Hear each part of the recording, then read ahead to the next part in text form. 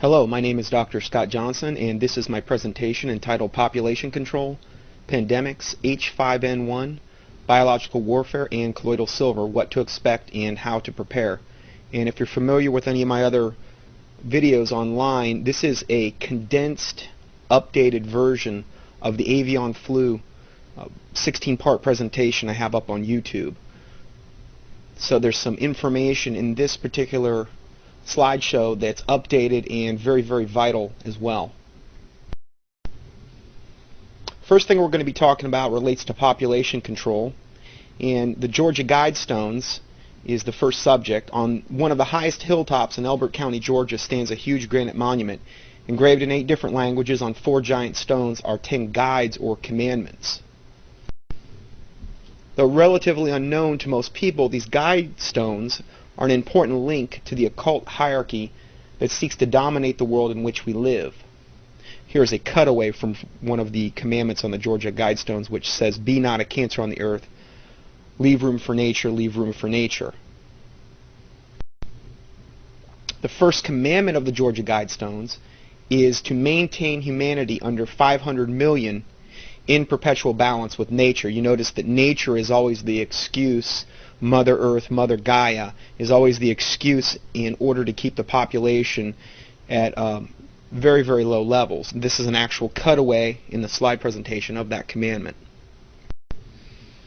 Unfortunately, limiting the population of the Earth to 500 million would require a reduction of over 9/10 of the world's population. And there's a pie chart there that shows you a representation of that.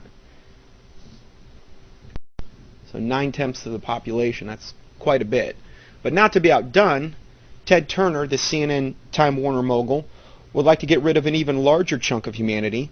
In an Audubon magazine interview, when asked what would be the optimal population level for the entire planet, he said not more than 250 to 350 million people, which this is about a 95% population reduction based on current levels of over 6.5 billion.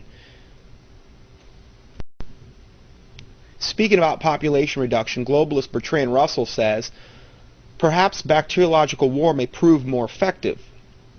If a Black Death, now remember this was said quite a bit a long time ago, and this is probably one of the most important slides in this whole presentation, because he says that perhaps bacteriological war may prove more effective if a Black Death could be spread throughout the world once in every generation. Survivors could procreate freely without making the world too full. There would be nothing in this to offend the consciences of the devout. So if they could do it in such a way where they could depopulate the world, and we really weren't sure what was going on, there's really going to be nothing in that to offend the consciences of the devout, and so forth. So let's see if they have a plan in place to do this. Sounding the alarm, Dr. Robert G. Webster, St. Jude's Children's Hospital in Memphis, Tennessee, is one of the world's leading infectious disease experts and is credited with being the first to discover the link between the bird flu and the human flu. He says society just can't accept the idea that 50% of the population could die, and I think we have to face that possibility. An excerpt from Dr. Sherry Tenpenny's 3606 special report on the bird flu summit reads, at the summit, UN Senior Coordinator for the Avian and Human Influenza and Special Representative to the WHO, which is the World Health Organization, Director General David Nabarro repeatedly used confirmatory language regarding the arrival of the pandemic. This is a picture of David Nabarro. In most of the slides, if I quote somebody, usually I'll try to have a picture of them there. At one point, he commented that systems need to be put in place so that they can be readily activated when the pandemic starts. Without hesitation, Nabarro repeated, note that I said when, not if, the pandemic arrives. Now that's a really strong statement coming from an insider from the UN and the World Health Organization, and at the risk of sounding overly suspicious, it sounds like the outcome is predetermined. Now this is those were all actual quotes from this article, and there's the link to it. So Dr. Tenpenny's conclusion was that it sounded like the outcome had actually been predetermined. Let it also be known that David Nabarro is also the World Health Organization's Executive Director for Sustainable Development. And whenever you hear that word sustainable, that is a New World Order buzzword for depopulation, essentially. They have to do whatever it takes in order for Mother Earth to be able to sustain herself. And the main thing that has to be done is to depopulate the Earth. So that's what sustainable development means. Now, going further, the U.S., this is a article from 8/28/07 entitled U.S. Under the United Nations Law in Health Emergency. There's not a lot of people that are aware of this, but this actually did take place. This is from Jerome Corsi at World Daily Net.